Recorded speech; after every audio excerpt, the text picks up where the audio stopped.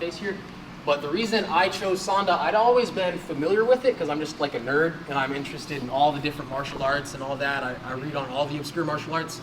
But while I was looking at the class registration, Sifu Yang, he had a class at ASU that I could take for like actual credit to take Sanda, which I've already heard of. So I started taking that. I did both of the levels of it. He had Sanda 1 and Sanda 2. I took both of those multiple times. And then eventually, because he knew that I was taking MMA fights and stuff like that, he was telling me that I should consider trying out for Sanda Nationals.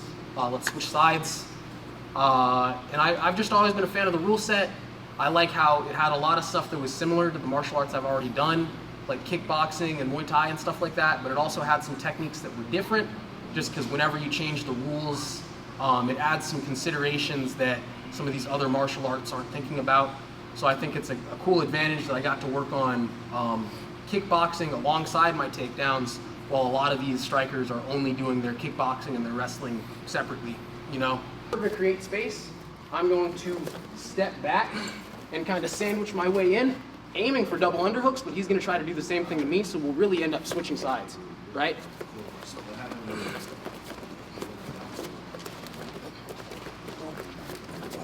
I'll just take a second to make sure everybody understands that before I advance this into the actual resistance drill, because what I think is more useful for Sanda is the resistance drill, where I'm going to have one person stiffen up, and now that that person knows how to flow around, you can feel this person just body locking me as hard as I can. How do I move around so that I can go right into a takedown? You gave it up. Sometimes I have to. You see what I'm saying?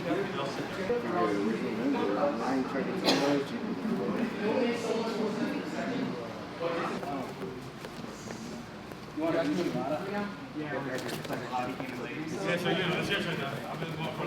holding me tight here, I need to be able to just hold me tight, right? I need to be able to get my hand in this space because he's not going to let me go. He's not going to just like if I just start walking back, he'll come with me. So I need to block this space so he can't come with me, which lets me advance to my position, is all I'm saying there. So the reason we're doing that hand motion is because it helps create space so that you can start winning the position, because the underhooks are usually better than the overhooks. Does that make sense? And it will, thank you so much. But could you throw the right roundhouse kick at me on the body? Boom, right? So the way we're gonna block these is I'm gonna come across here and create this barrier where I'm not just eating it on my guard like I'm a boxer or something, but I'm going to actually step off and create it so it's being blocked by this forearm, and my actual, like, what is it, humerus bone, bicep, yeah? With those three here, and what you'll notice is that looks the exact same as how I'm gonna catch it by stepping in, so go ahead and throw it again. And I'm gonna actually, it looks the same, so when I block, he has no idea when I actually am gonna, and I hit the Y from earlier, but he has no idea when I'm gonna actually go in and hit the takedown that I wanna hit off of there. So the first drill that we're gonna practice is I just want to make sure everyone knows how to catch that kick. But kind of spoiler alert, because we're running out on time a little bit. Can I catch your kick again? Boom. The next drill is I want us to be able to smoothly transition to the next technique and go all the way around. So,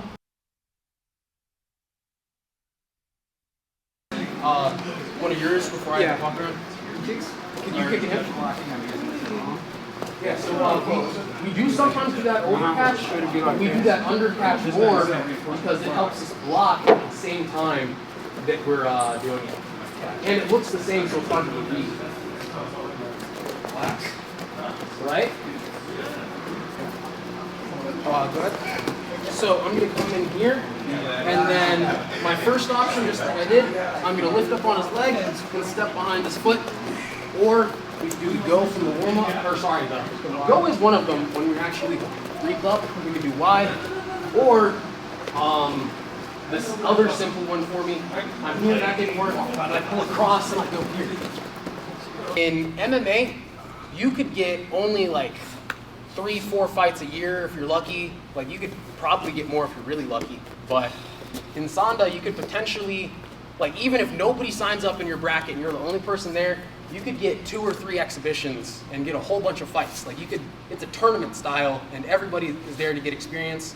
I feel like I'm getting so much more experience, getting so much better by going into Sanda because it's, even though there's less Sanda events, I have more opponents. I could fight 3 dudes on the same night versus fighting 1 dude every couple months.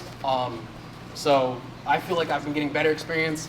I'm an amateur, but I've had the honor of fighting some guys that are even professional fighters because it's just like a different jurisdiction. I've fought professional MMA fighters in Sanda, and that's how I know I've been improving because I've been able to do pretty well against some of those guys.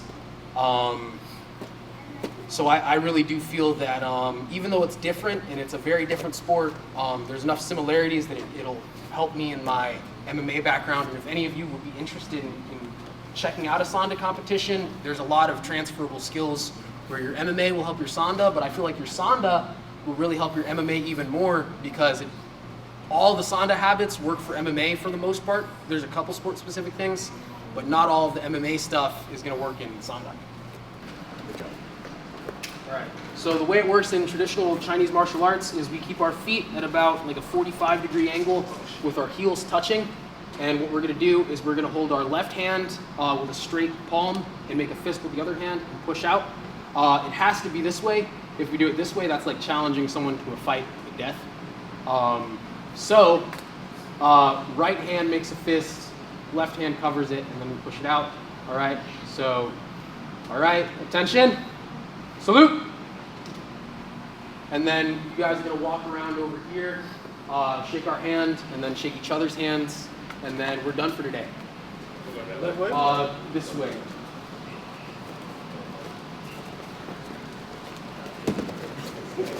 Thank you. Thank you. Thank you. Thank you so much. Thank you. Thank you.